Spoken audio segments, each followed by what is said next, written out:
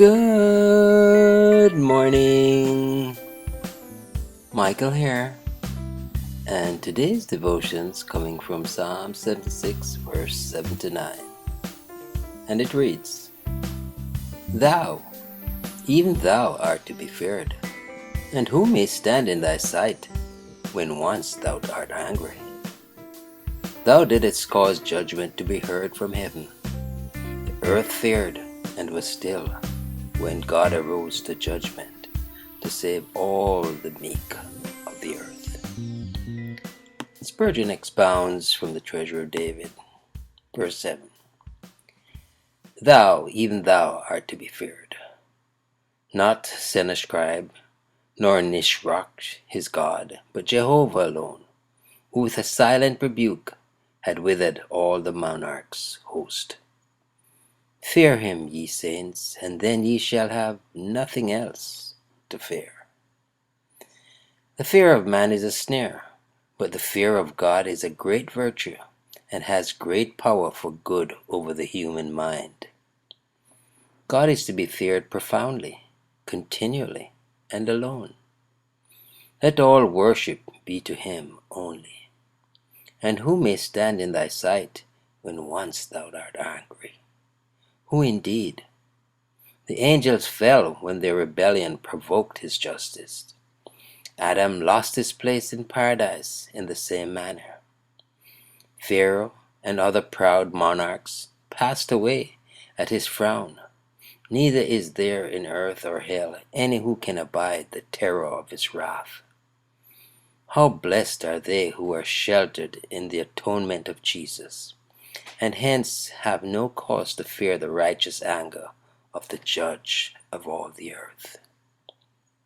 Verse 8. Thou didst cause judgment to be heard from heaven. So complete an overthrow was evidently a judgment from heaven. Those who saw it not, yet heard the report of it, and said, This is the finger of God. Man will not hear God's voice if he can help it, but God takes care to cause it to be heard. The echoes of the judgment executed on the haughty Assyrians are heard still, and will ring on down all the ages to the praise of divine justice. The earth feared and was still. All nations trembled at the tidings, and sat in humbled awe. Repose followed the former turmoils of war, when the oppressor's power was broken, and God was reverenced for having given quiet to the people. How readily can Jehovah command an audience? It may be that in the latter days he will, by some such miracles of power in the realms of grace, constrain all earth's inhabitants to attend to the gospel and submit to the reign of his all-glorious Son. So be it, good Lord. Verse 9. When God arose to judgment, men were hushed when he ascended the judgment seat and actively carried out the decrees of justice. When God is still, the people are in tumult.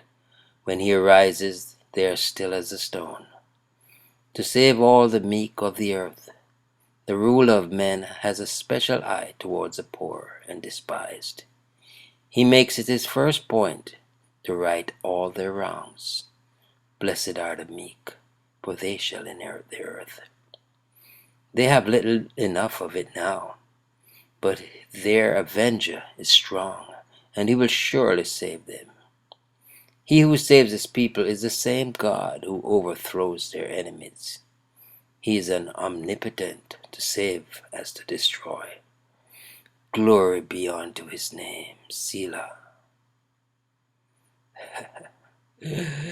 Oh man, he says, here pause and let devout contemplation adore the God of Jacob.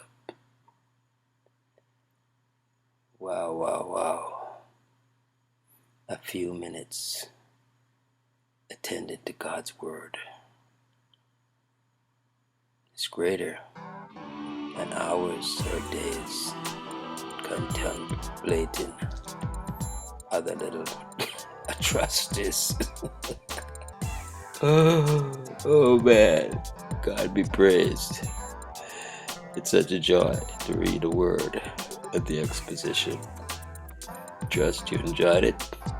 Michael here declaring again, Jesus is Lord. Until next time, be blessed.